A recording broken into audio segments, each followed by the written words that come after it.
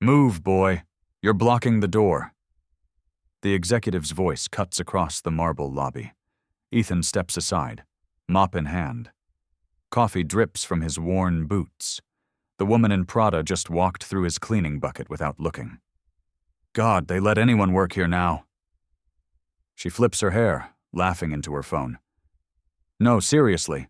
I almost touched him. I need hand sanitizer. Ethan's jaw tightens. He bends down, wringing out his mop. I'm sorry, ma'am, he says quietly. I'll clean this up right away.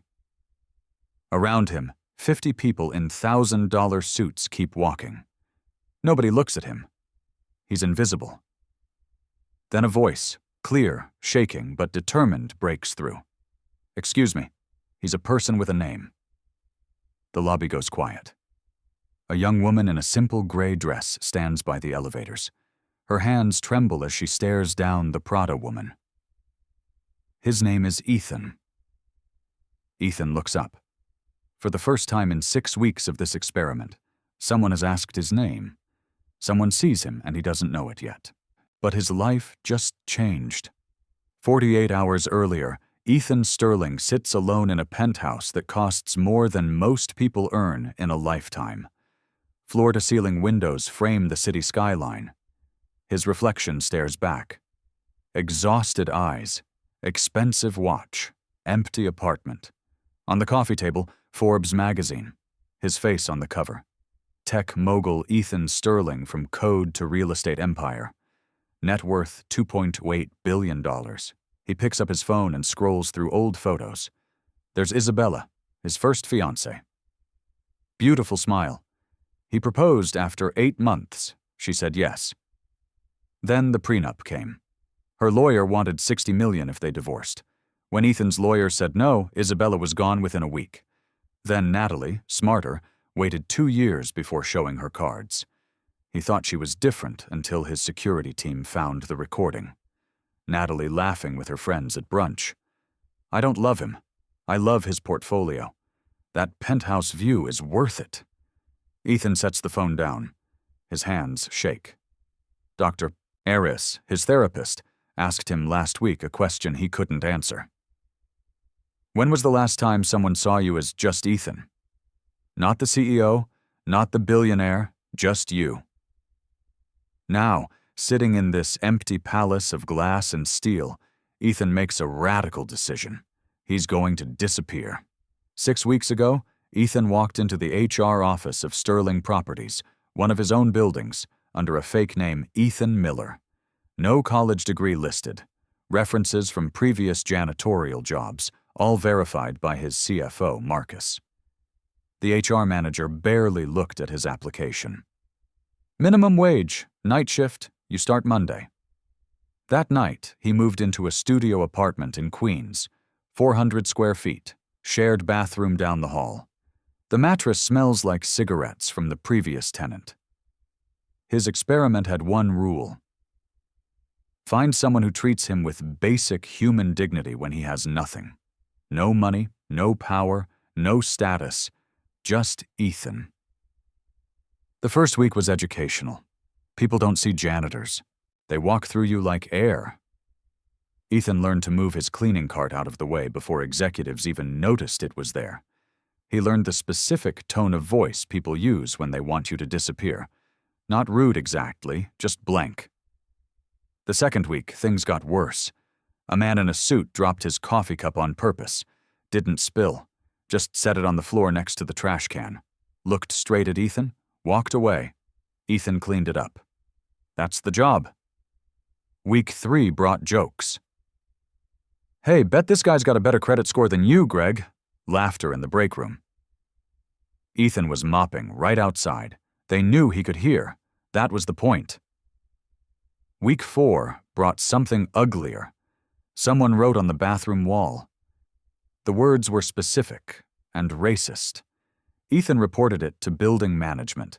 They painted over it. Nobody ever asked who wrote it. Week 5. Ethan started keeping a notebook, tracking every interaction on a simple scale. Did this person acknowledge my humanity? Yes or no? 53 people tested, 53 failures. Then came week 6. Then came this morning. Then came Maya Vance, standing in that lobby saying his name like it mattered. Now Ethan sits in his real penthouse. After every shift, he returns here, showers, puts on his real life like a costume, and opens his laptop.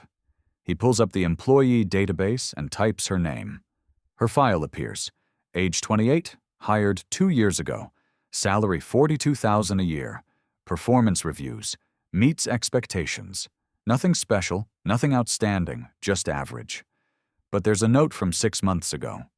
She declined a promotion. Reason: need to care for sick family members. Cannot commit to additional hours at this time. Ethan clicks through to her emergency contact. Elena Vance, mother. He shouldn't dig deeper. This violates every privacy policy he wrote for his own company. He digs deeper anyway.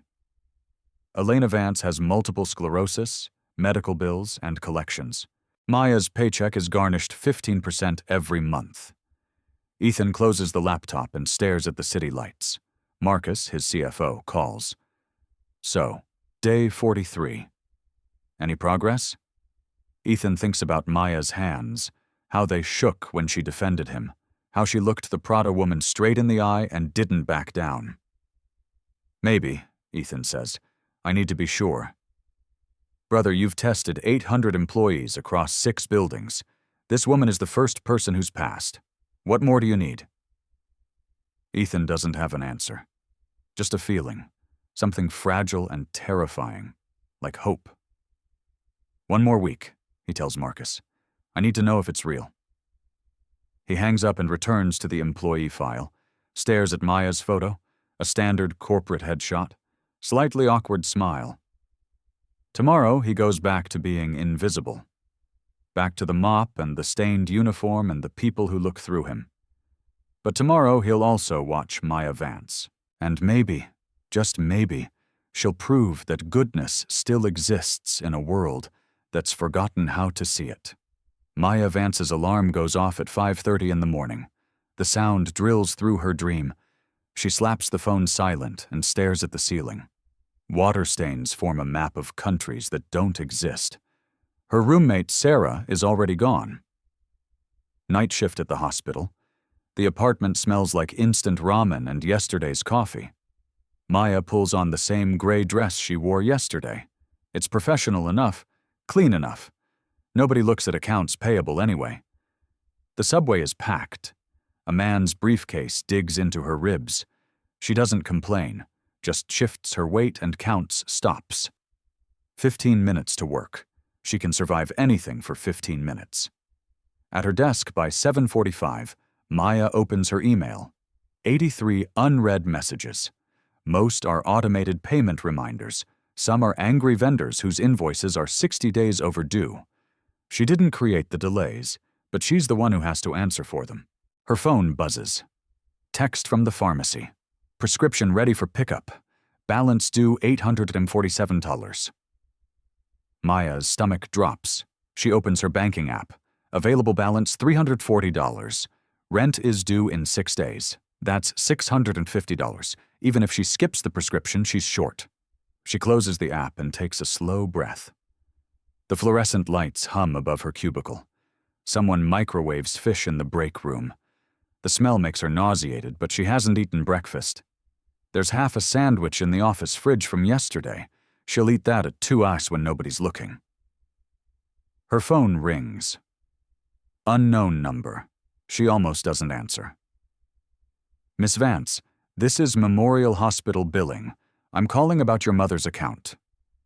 Maya's hand tightens on the phone. I'm making payments, I understand, but the account is now 90 days past due. The current balance is $18,400. The number sits in Maya's chest like a stone. Her mother's insurance denied the last round of treatment, called it not medically necessary. Elena Vance can barely walk some days. Without medications, she'd be bedridden. I'll call you back, Maya says and hangs up before the woman can respond. Around her, the office hums with normal life. Someone laughs at a YouTube video. 2 managers discuss their weekend golf game. Maya opens a spreadsheet and pretends to work. At lunch, she walks 3 blocks to the food pantry on 7th Street. The line stretches around the building. Maya stands behind an elderly man who smells like wet cardboard and in front of a young mother with 2 kids. Nobody makes eye contact. That's the unspoken rule. When Maya reaches the front, the volunteer hands her a box. Canned soup, rice, pasta, peanut butter, bread that expires tomorrow. "Thank you," Maya whispers. She carries the box back to the office. Her arms ache. The cardboard is damp and threatens to split. She takes the service elevator so nobody sees her. In the basement storage room, she hides the box behind cleaning supplies. She'll take it home tonight after everyone leaves. Her phone buzzes. This time it's her sister, Chloe, 16 years old. Bright. So bright it hurts. "Maya, did you see? I got accepted." Maya's throat tightens. The letter came last week. State University, full academic scholarship. Chloe's dream. "I saw, honey. I'm so proud of you." "But the scholarship doesn't cover housing. They say I need $4,000 for the dorm and books and—" "We'll figure it out," Maya says. She has no idea how. "You're going to college, I promise." After they hang up, Maya sits in the storage room for 10 minutes. The concrete floor is cold through her thin dress. Somewhere above her, the building continues. Meetings happen. Deals close. People earn salaries and go home to houses with heat and food and futures. She stands up, smooths her dress, walks back to her desk. At 3:15, she sees Ethan emptying trash cans on her floor. He moves quietly, efficiently. Most people don't even glance at him. Their eyes slide right past him like he's part of the furniture. Maya catches his eye and smiles. "Hi, Ethan. How's your day?" He looks startled, then grateful. "Better now, Miss Vance. Thank you for asking.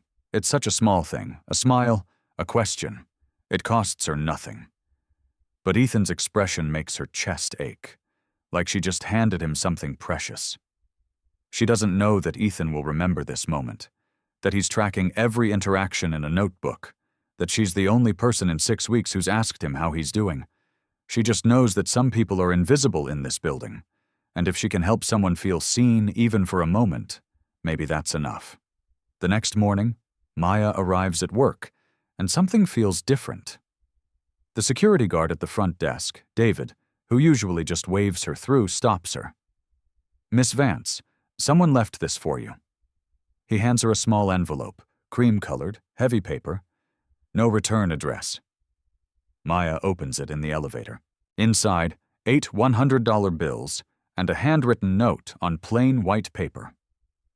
"For your mother's medication, from someone who sees your kindness." Her hands start shaking. $800, exactly what the pharmacy said she owed. She reads the note 3 times. The handwriting is neat, careful, masculine. Who would do this? Who even knows about her mother? The elevator doors open. Maya steps out, but doesn't go to her desk. Instead, she walks the floor, looking at faces, trying to find someone who might have left it. Everyone is buried in their screens. Nobody looks up. At lunch, she sees Ethan in the cafeteria. He's on break, sitting alone at a corner table with a vending machine sandwich and a bottle of water. The table wobbles when he sets down his food. Maya makes a decision. She buys 2 coffees and walks over. "Mind if I sit?" Ethan looks up, surprised. His eyes widen slightly. Around them, conversation dips. People glance over, then away. "Of course, Miss Vance, please." Maya sits down. The plastic chair creaks. She slides 1 coffee across the table. "I got you this. Thought you might need it." Ethan stares at the coffee like she just handed him gold. "You didn't have to. I wanted to." Maya wraps her hands around her own cup. The warmth seeps into her palms. "Can I ask you something? Anything. How do you do it? Stay so calm?" "The people here..." She trails off, not sure how to finish. Ethan is quiet for a moment. He takes a sip of coffee and something passes across his face. Relief. Gratitude. Something deeper. I've learned that people show you who they are when they think you don't matter, he says. His voice is soft, but clear. The ones who treat you well anyway. They're rare, worth holding on to. Maya feels something shift in her chest. This man, this janitor in a stained uniform, speaks like he's seen things, lived things. There's wisdom in his eyes that doesn't match his job title. I think you matter, she says quietly. Ethan's hand pauses on his coffee cup. For a moment, he looks like he might cry. Then he smiles. Thank you, Miss Vance. That means more than you know.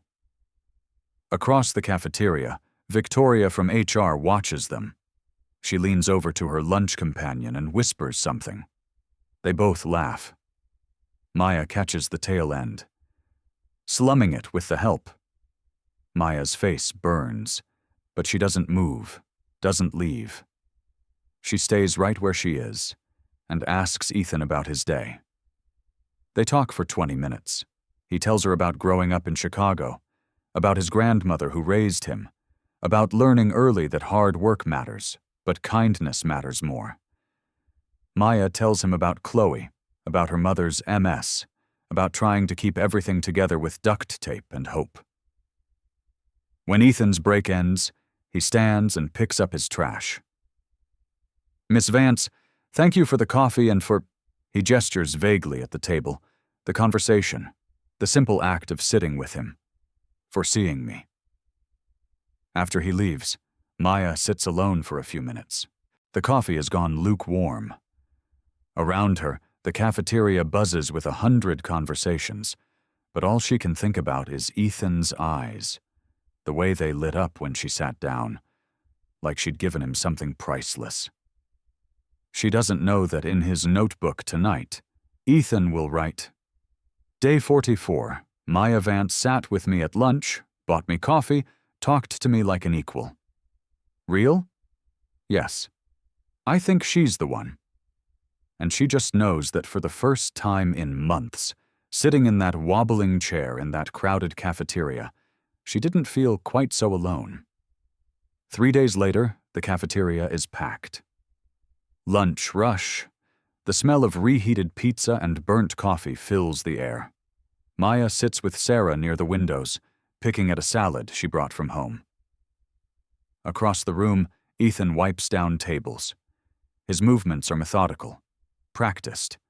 He's invisible again. People set down their trays and walk away, leaving spills and crumbs for him to handle. Then Julian Thorne walks in, Vice President of Marketing. 38 years old, $500 haircut, a watch that costs more than Ethan's yearly salary as a janitor. Julian is loud. He's always loud. Right now he's complaining about the valet service to his 2 companions. I'm serious. They scratched my Tesla. A Tesla? Do you know what that costs to fix? His friends laugh on cue. They grab their food and sit at the center table. The best table. Everyone knows it's Julian's table. Ethan is cleaning 2 tables away. Quiet, efficient. Julian notices him, and something shifts in his expression. A smirk, like he just thought of something hilarious. Hey, boy. The cafeteria doesn't go completely silent, but it gets quieter. Conversations dip. People glance over. Ethan straightens up, turns. Yes, sir? Yeah, you. Come here. Take out my trash. Julian hasn't eaten yet. There is no trash. His tray sits in front of him, untouched food still wrapped. Ethan doesn't move for a second. Then he starts walking over. Maya's hand freezes on her fork. Sarah whispers, "What is he doing?" Julian pushes his chair back, sprawling, taking up space. He points at the trash can 15 feet away. Actually, you know what? Take the whole can out. It's probably full. That's what we pay you for, right? One of his friends snickers. Dude, the can's not even full. Julian grins. Don't care, boy. I gave you an order. The word hangs in the air. Boy, Not ma'am, not sir, not even excuse me. Boy. Maya's face goes hot. She looks around the cafeteria. 50 people. 50 people watching this happen. Nobody says anything. Ethan reaches for the trash can. His jaw is tight. His hands are steady. And Maya stands up. Her chair scrapes loud against the tile. Sarah grabs her arm. Maya, don't. But Maya is already walking. Her heart hammers against her ribs. Her hands shake, but she keeps them at her sides. She stops at Julian's table, looks him straight in the eye. His name is Ethan. Julian looks up, confused at first, then amused. Excuse me? His name is Ethan, not boy. Ethan. The cafeteria is quiet now. Actually quiet. Phones are recording. Maya can see 3 people with their cameras out. Julian leans back in his chair, crosses his arms. And you are? Someone who thinks you can walk 15 feet to that trash can yourself. Julian's smile disappears. His friends exchange glances. One of them looks uncomfortable. You're kidding, right? Julian's voice drops, gets dangerous. You're seriously defending the janitor right now? I'm defending basic human decency. You know who I am? Julian stands up. He's tall, uses it, looms. I'm a VP. You know what you are? You're accounts payable. You're nobody. Maya's voice shakes, but she doesn't back down. Then I'm a nobody who thinks you should say please when you ask someone to do something. Julian laughs. Actually, a harsh laugh. Oh my God, this is insane. You want to get fired for defending the help? I want to work somewhere that treats all employees like human beings. If that gets me fired, so be it. Eeh. For a long moment, nobody moves. Julian stares at Maya. Maya stares back. Her knees feel weak, but she doesn't sit down.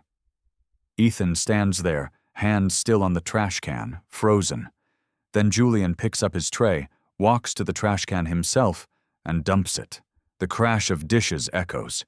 He walks past Maya without looking at her, but as he passes, he says quietly, "You just made a big mistake." His friends follow. The cafeteria erupts in whispers. Maya's legs finally give out. She sits down hard. Sarah grabs her hand. Are you insane? That was Julian Thorne. He can actually get you fired. Maya's hands won't stop shaking. I don't care. But she does care. She cares a lot. She just spent the last 2 minutes putting her job on the line for a man she barely knows. Across the cafeteria, Ethan is still standing there. When he finally looks at Maya, there are tears in his eyes. He mouths 2 words.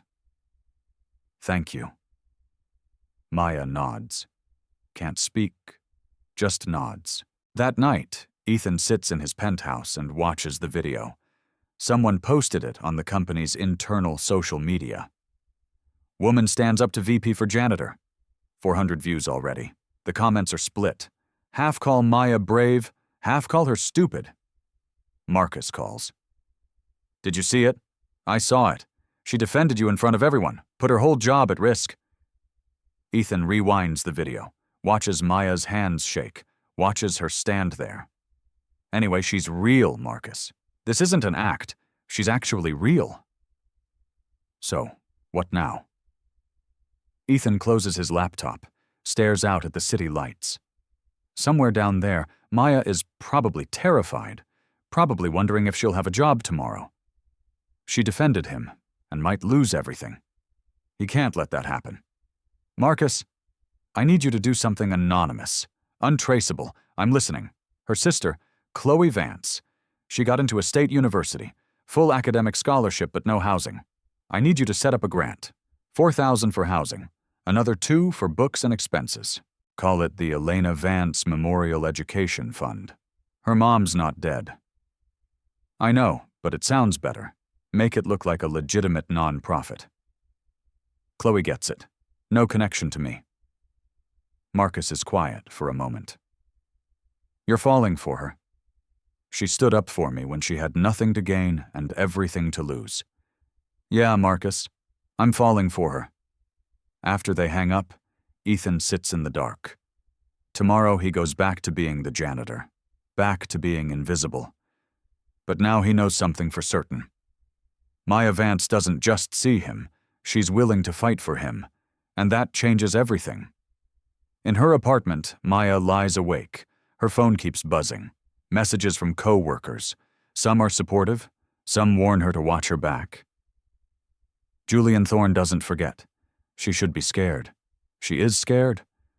But when she closes her eyes, all she sees is Ethan's face. The gratitude, the quiet dignity, the way he thanked her like she'd given him the world. She'd do it again, even knowing what it might cost. She'd do it again. 2 weeks have passed. Maya still has her job. Julian hasn't said a word to her, hasn't even looked at her, but she feels his presence everywhere. The way conversations stop when she enters the break room, the way her supervisor suddenly schedules check-ins about her performance. But something else happens too. Something unexpected. People start talking to Ethan. Not many, just a few. Rosa from night cleaning sits with him during breaks. David, the security guard, asks about his weekend. Small things. Tiny cracks in the wall of invisibility. And Ethan and Maya start having coffee together. Not every day, just sometimes, in the cafeteria during lunch, or in the lobby before her shift. They talk about books they've read, places they want to visit, the weather. It's easy, comfortable. One evening, Maya is leaving late. The lobby is empty except for Ethan mopping the marble floors. The building lights reflect off the wet surface like scattered stars. "Working late again?" Ethan calls out. Maya smiles. "Always." "You?" "Every night." He leans on his mop. "Can I ask you something?" "Sure." "Why did you do it? In the cafeteria? You didn't have to." Maya thinks about it, really thinks, because it was wrong. What he did. How he spoke to you. And if nobody says anything, it just keeps happening. Ethan nods slowly. Most people don't see it that way. Most people think keeping quiet is safer. It is safer, Maya admits. But I don't know if I can live safely anymore. They stand in the empty lobby. The city hums outside the glass doors. Car horns, distant sirens. "You're different, Miss Vance." "Maya, please." "Just Maya." Ethan smiles. It transforms his whole face. "Maya, then, and I'm just Ethan. Deal." When Maya gets home that night, Chloe calls. She's crying. Happy crying. "Maya, I got a grant. The Elena Vance Education Fund. It covers housing and books, everything. I'm going to college." Maya sits down hard on her bed. "What? How?" "I don't know. They said I qualified based on Mom's medical history and my academics." "Maya, I'm really going." Maya cries too, happy tears that turn into exhausted sobs. For the first time in months, something went right. She doesn't know that in a penthouse across town, Ethan is listening to Marcus confirm the grant went through. She just knows that maybe, just maybe, things are looking up. Friday afternoon, Ethan finishes his shift early. He's been working up the courage for 3 days. Now, standing outside the accounts payable department, his hands are sweating. He's faced billion-dollar negotiations without flinching. But asking Maya Vance to dinner makes his heart race. She's at her desk, typing. The afternoon sun comes through the windows and catches her hair. She looks tired, but focused. Ethan knocks on the cubicle wall. She looks up and smiles. "Hey, Ethan, what's up?" He stops, starts again. "I wanted to ask you something. And you can absolutely say no, I won't be offended." Maya sits back in her chair. "Okay. Would you want to have dinner with me tomorrow night? Somewhere nice?" The question hangs between them. Maya's eyes widen slightly. A blush creeps up her neck. "Like a date?" Ethan nods. Can't speak, just nods. Maya's smile grows. "I'd love that." "Really?" "Really." Ethan feels lighter than he has in years. "Great. That's great. I'll pick you up at 7 aku. Perfect. He walks away before he says something stupid. Before he tells her that she's the first person in a decade who's made him feel human. Before he ruins it. But he doesn't see Julian Thorne standing by the copy machine.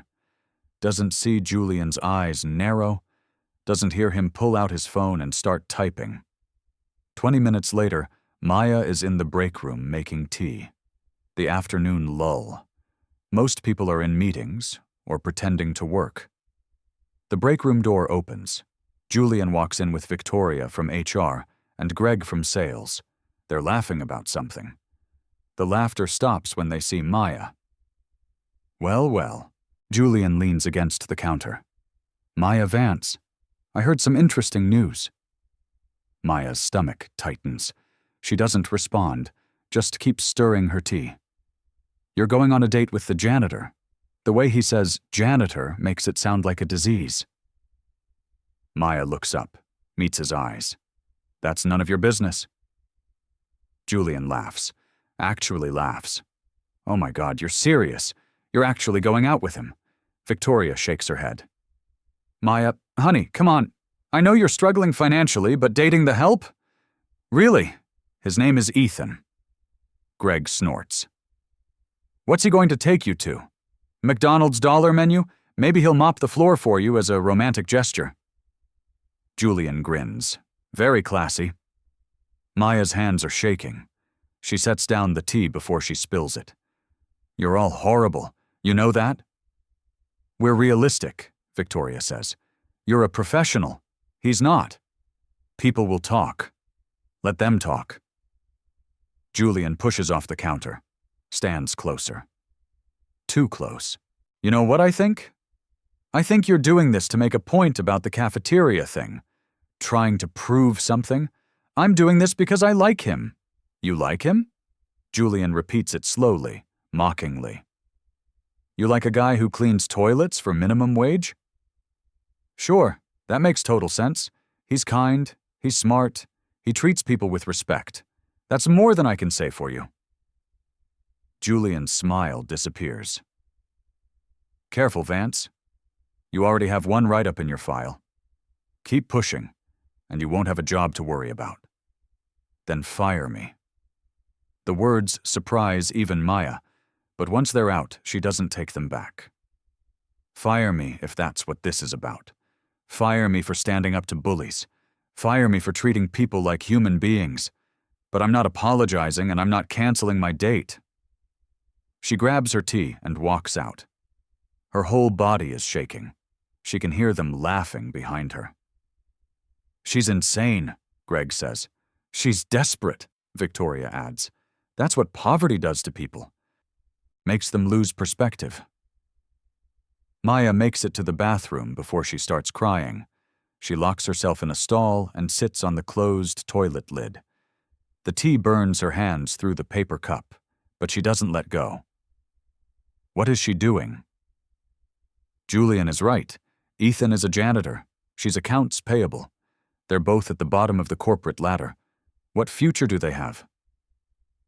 But then she remembers Ethan's eyes. The way he listens when she talks. The way he asks about her day like he actually cares. The way he's never once made her feel small. Her phone buzzes. Text from Sarah. Heard what happened in the break room. You okay? Maya types back. No, but I will be. Outside the bathroom, Ethan is in the hallway. He heard everything. Not on purpose. He was emptying the trash outside the break room when Julian started talking. Every word was clear through the thin walls. He stands there, mop in hand, listening to them laugh at him, at Maya, listening to them reduce everything to money and status. His hands grip the mop handle so hard his knuckles go white. 6 weeks. 6 weeks of being invisible, of being treated like dirt, of swallowing his rage and his pride because he needed to know if goodness still existed. And it does. Maya proved that. But now she's paying the price for her kindness. Ethan pulls out his phone, calls Marcus. I'm done, he says when Marcus answers. Execute the reveal. Monday morning. Full board meeting. You sure? That's fast. What happened? They're mocking her for agreeing to have dinner with me. They're calling her desperate and stupid. And his voice cracks. I can't let her suffer for this. I can't. Marcus is quiet for a moment. Okay, I'll set it up. Board meeting Monday, 9 a.m. You're going to walk in there as yourself, as myself. Full disclosure. And Marcus, make sure Julian Thorne is in that room. I want him to see exactly who he's been talking to. Consider it done. Ethan hangs up, stands in the empty hallway. In 72 hours, everything changes. In 72 hours, the people who laughed at him will know the truth. But right now, he needs to find Maya. He needs to make sure she's okay. He finds her leaving the bathroom, eyes red but head high. Maya. She looks up, tries to smile. Hey. Sorry, I'm fine. I heard what they said. Her face crumples. Ethan, maybe this isn't a good idea. The date. I don't want to make your life harder. Stop. He steps closer. Not touching, just close. They can say whatever they want. I still want to have dinner with you if you still want to. Maya looks at him. This man in a janitor's uniform speaks like poetry. Who looks at her like she matters? I still want to. Then 7:00 tomorrow. I'll pick you up. After she leaves, Ethan returns to his mop bucket. Continues cleaning, playing his role for 2 more days. But inside, he's counting down. Counting down to the moment when Julian Thorne's world falls apart, and he's going to enjoy every second of it. Saturday morning, Ethan sits in his penthouse, staring at his closet. On one side, custom suits, Italian leather shoes, silk ties. On the other, his janitor uniform, worn jeans, thrift store jacket. 2 lives, 2 versions of himself. Tonight, he has to choose which Ethan takes Maya to dinner. He calls Marcus. I need advice about the reveal. I've got everything ready. Board meeting Monday at 9, Akursok. Dr. Aris will be there. Julian Thorne. The whole executive team. Not about that. About tonight. My date with Maya. Marcus laughs. You're calling me for dating advice, man? I've been married for 15 years. I'm the wrong person. Do I tell her tonight? Before the reveal? Silence. Then Marcus says, What does your gut say? Ethan looks at his reflection in the window. My gut says she deserves to know before everyone else does. But my heart says I'm terrified she'll hate me for lying. You didn't lie. You just didn't tell the whole truth. That's the same thing. No, Marcus says firmly. Lying is malicious. What you did was self-protection. After Isabella and Natalie, brother, you earned the right to be careful. Ethan runs a hand over his face. She's going to think I was testing her, like she's some experiment. Then explain it. Tell her the truth, all of it. Trust that the woman who stood up to Julian Thorne is strong enough to understand. After they hang up, Ethan makes his decision. He'll tell her tonight, before the reveal. She deserves that much. He showers, shaves, puts on dark jeans and a simple button-down. Nice, but not too nice. He doesn't want to break character yet. Not until they're alone and he can explain everything. At 6:30, his driver drops him 3 blocks from Maya's apartment. He walks the rest, hands in his pockets, rehearsing what he'll say. Her building is old. Brick facade, cracked sidewalk, graffiti on the entrance door. He climbs 3 flights. The hallway smells like cooking oil and old carpet. He knocks on apartment 3C. Maya opens the door, and Ethan forgets how to breathe. She's wearing a simple blue dress, nothing expensive, but her hair is down and she's smiling and she looks nervous and beautiful and real. Hi, she says. Hi. Ethan can't stop staring. You look, wow. She blushes. It's just a dress. It's not just a dress. They stand there, awkward and sweet. Then Maya grabs her purse. So where are we going? Ethan has reservations at 3 different restaurants. One is 5-star on the Upper East Side. One is a cozy Italian spot in Brooklyn. One is a diner with the best pie in the city. He can't take her to the 5-star place. Not yet. Not while he's still pretending. How do you feel about pie? He asks. Maya grins. I feel very positively about pie. They take the subway. Ethan insists on paying for her Metro card, 2.20. But Maya argues anyway. They compromise. She'll pay next time. Next time. The words make Ethan's chest warm. The diner is small and loud and perfect. Red vinyl booths, checkered floors, a jukebox playing Motown. They slide into a booth near the window. A waitress brings menus. What can I get you folks to drink? Coffee, Maya says. Please. Same, Ethan adds. When the waitress leaves, Maya leans forward. Can I tell you something? Anything. I was so nervous, I almost canceled 3 times. Ethan's eyebrows raise. Why? Because, she hesitates, because people talk at work. They think I'm crazy for going out with you. They think I'm desperate or making a statement. Ethan's jaw tightens. And what do you think? Maya meets his eyes. I think they're idiots. I think you're the first person in years who's made me feel like I matter. Not because of what I can do for you. Just because. Ethan reaches across the table, takes her hand. Her fingers are cold and small, and they fit perfectly in his. Maya, I need to tell you something. She squeezes his hand. Okay, not here, after dinner. Somewhere we can talk privately. But I need you to know, everything between us is real. My feelings are real. There's something you should know about me. Maya's face shifts. Concern, maybe fear. Are you married? What? No, God, no. Okay then. Whatever it is, we'll figure it out. The waitress brings coffee. They order burgers and pie. The conversation flows easy. They talk about Chloe's college plans, about Maya's mother, about dreams they've both put on hold. Ethan wants to tell her right now, wants to confess everything. But for one more hour, he wants to be just Ethan. The man across from Maya Vance in a diner booth, the man who makes her laugh. The truth can wait one more hour. Monday morning, 9 a.m. The Sterling Holdings boardroom sits on the 47th floor.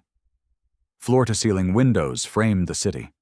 A mahogany table stretches 20 feet, surrounded by leather chairs that cost more than most people's cars. 12 board members file in. Michael Hayes, CEO of Sterling Properties, takes his seat.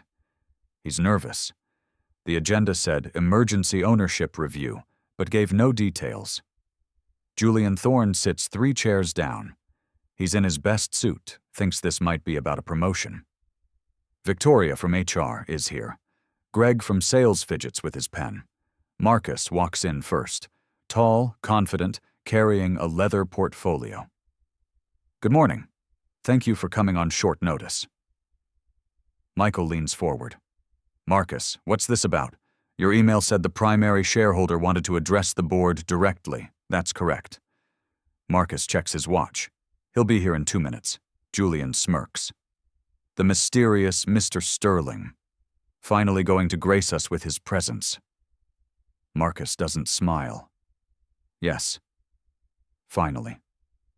The room goes quiet. The primary shareholder has been a ghost for years, a silent investor. Nobody's ever met him, just signatures on documents and wire transfers. The door opens. Ethan walks in. Not in a janitor's uniform, in a charcoal Tom Ford suit that fits perfectly. A Patek Philippe watch catches the light. His presence fills the room. The board stands automatically. Protocol. Julian stays seated. Stares. His brain can't process what he's seeing. That's the janitor. Michael goes pale. Mr. Thorne, that's Ethan Sterling. Ethan's voice is calm, cold. CEO and majority shareholder of Sterling Holdings. Owner of 73% of this company's stock. Nice to meet you all. Julian's mouth opens, closes. No sound comes out. Ethan walks to the head of the table. doesn't sit. For the past 6 weeks, I've been conducting an experiment. I worked as a janitor in our flagship property, the Vance building, under the name Ethan Miller. Minimum wage, night shift. I wanted to test something. How do our employees treat people they perceive as beneath them? Victoria's hand goes to her mouth. Greg drops his pen. I documented everything, every interaction, every word. Ethan nods at Marcus, who opens the portfolio and pulls out a tablet. The screen on the wall lights up. Video footage appears. First clip, the Prada woman dumping coffee on Ethan. That's what they pay you for. Second clip, the man deliberately placing his cup on the floor. Third clip, Julian in the cafeteria. Hey boy, come here. Take out my trash. The word boy echoes in the silent boardroom. Julian's face drains of color. Wait, I didn't know. You didn't know I was your boss? Ethan's voice cuts like a blade. That's the problem, Julian. You knew I was a human being. You just didn't think I mattered. More clips, the jokes, the bathroom graffiti, someone deliberately bumping Ethan, then the cafeteria confrontation. Full video. Julian calls Ethan boy, demanding he take out trash that didn't exist. And then Maya standing up. His name is Ethan. The board watches as Maya defends him, watches Julian threaten her job, watches her walk away with her head high. Maya Vance, Ethan says quietly. Accounts payable, $42,000 a year, medical bills and collections. She had everything to lose, and she stood up anyway. He advances the footage. The break room. Julian and his friends mock Maya. The janitor asked you out. What's he going to take you to? McDonald's? Victoria's voice. Know your league, Maya. Greg's laughter. The video stops. The screen goes black. Ethan turns to Julian. 800 employees. I tested them all over 6 weeks. 1 person passed. 1. And you tried to destroy her for it.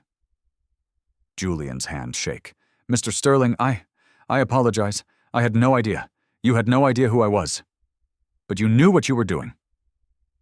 Ethan walks around the table, stops behind Julian's chair. You're fired. Effective immediately. Security will escort you out. Your severance is void due to conduct violations. And Julian, Ethan leans down. I'm sending this footage to every company in our network. Your career isn't just over here, it's over everywhere. Julian tries to stand. His legs won't hold him. You can't. This isn't legal. It's completely legal. You signed an ethics clause. You violated it repeatedly. Marcus has the documentation. 2 security guards enter. They stand on either side of Julian's chair. Gentlemen, please escort Mr. Thorne out. Julian stands. His face is red. Tears stream down his cheeks. Please, I have a mortgage, a family. You should have thought of that before you called me boy. Ethan's voice doesn't rise. Before you made a woman's workplace hell because she showed basic human decency. The guards walk Julian to the door. The entire board watches in silence. Ethan turns to Victoria. You're suspended. 2 weeks, no pay. When you return, you'll complete mandatory bias training. If I hear one more ignored complaint, you're done. Understood? Victoria nods. Can't speak. Greg, same for you. He addresses the full board. Effective immediately, this company has 0 tolerance for discrimination. Race, gender, class, job title, it doesn't matter. We treat everyone like they matter because they do. Michael raises his hand. Mr. Sterling, I'm sorry. I should have known this was happening. You should have. So, here's what changes. Anonymous reporting system. Monthly culture audits. Every executive will spend 1 week per year working an entry-level position. He walks to the windows, looks out at the city. I'm calling an all-hands meeting. Virtual, every employee. Right now. Within 5 minutes, 800 employee screens light up. Ethan's face appears, live. My name is Ethan Sterling. Many of you don't know me. I own this company. For the past 6 weeks, I worked alongside you as a janitor. I did this to understand who we are when we think nobody important is watching. In her cubicle, Maya stares at her screen. Her hand covers her mouth. Tears stream down her face. I learned that most of us fail that test. But I also learned that goodness still exists. One person, Maya Vance, treated me with dignity every day. She defended me publicly. She risked her job. She saw me when I was invisible. The camera zooms slightly. Maya, if you're watching, I'm sorry I wasn't honest about who I was. But everything else was real. Every conversation, every coffee, that was me, the real me, and I'm falling in love with you. The feed cuts, the boardroom is silent. Ethan turns from the window. The meeting is adjourned. Marcus will send out new policies by the end of the day. Nobody speaks. They file out, one by one. Marcus stays behind. She left. Saw her on the security feed running toward the elevator. Ethan doesn't wait. He's out the door, down the hall, taking the stairs. 47 floors. His leather shoes weren't made for running, but he doesn't care. He bursts into the lobby, sees Maya standing by the revolving door. Not crying, just standing there. Maya. She turns. Their eyes meet, and Ethan realizes he has no idea what to say. The lobby is empty, except for them. Morning light pours through the glass doors. Ethan's chest heaves from running down 47 flights. Maya stands frozen, purse clutched tight. You lied to me, she says. Her voice is steady, but her eyes are red. I did. For 6 weeks. Every conversation, every coffee. You were lying. Ethan takes a step closer. She doesn't move away. The person you talked to, that was real. Ethan the janitor, Ethan the billionaire, they're both me. I just didn't tell you about the second part. Why? The word breaks. Why would you do this? Because I needed to know. Ethan's voice cracks. I've been engaged twice. Both times to women who loved my bank account, not me. I couldn't do it again. I couldn't spend my life wondering if someone saw me or just saw dollar signs. Maya's hands shake. So, I was taking a test? Some experiment? No. You were proof that goodness still exists.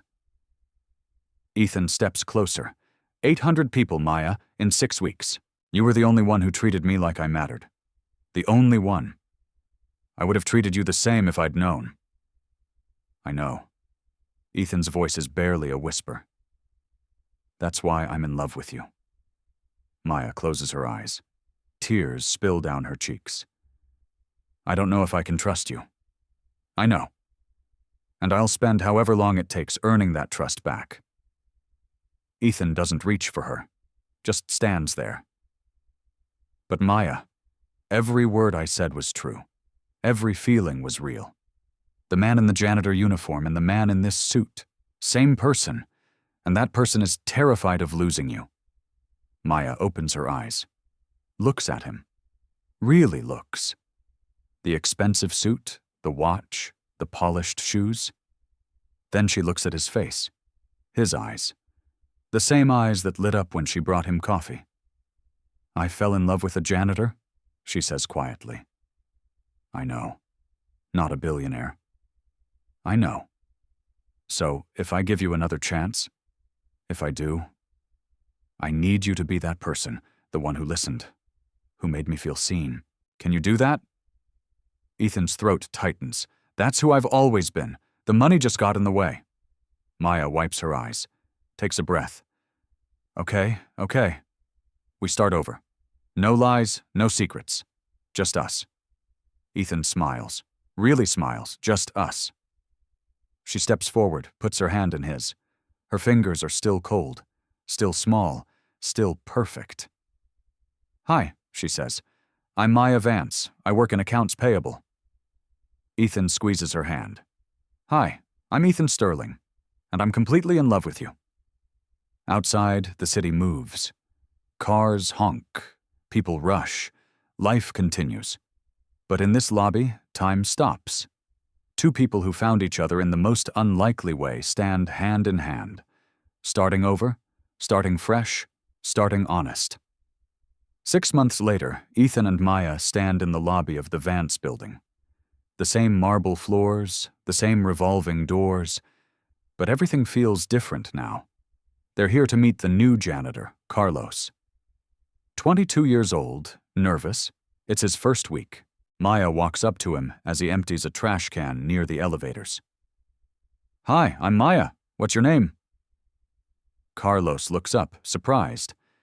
"Carlos, ma'am. Nice to meet you, Carlos. You're doing great work." Ethan extends his hand. "I'm Ethan. If you ever need anything, my door is always open." Carlos shakes his hand, confused but grateful. "Thank you, sir." As they walk away, Maya slips her hand into Ethan's. She's wearing a simple engagement ring now. Nothing flashy, just perfect. "You think he knows?"